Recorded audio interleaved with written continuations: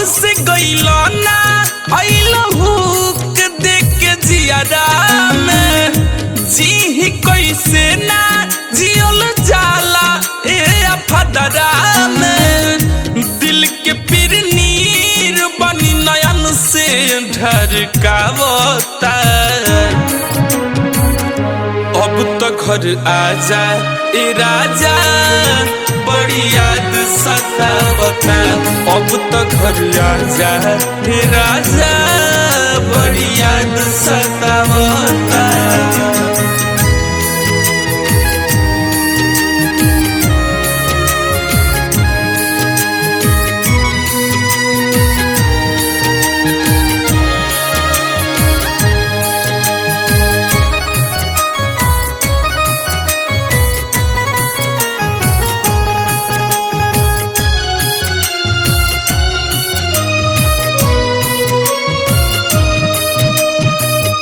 के करा न होला भला झगड़ा लड़ाई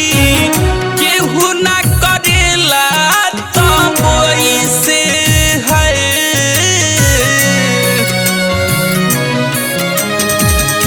के करा न होला भला झगड़ा लड़ाई केहू न करेला तब से मुँह फेरी कैला बतियो न कैला केहू बर्दाश्त करी कैसे जिकर साथ मिलल आज उहे छछनावता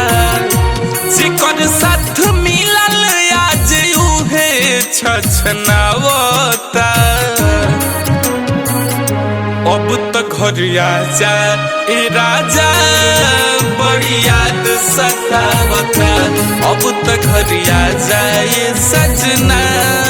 बड़ी याद सतावता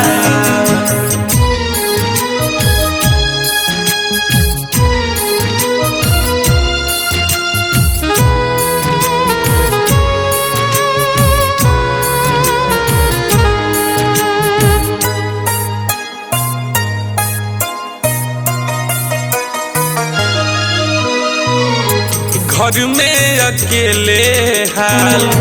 पगली के भाई पूछला न कैसे जियतानी हो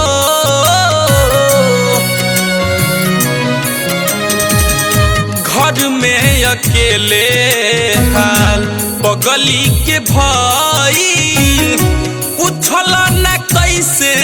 जियतानी चली गईला बातो न कैला दिन दिन बढ़े परेशानी शिवम याद तोहरो याद हमके कुहकावता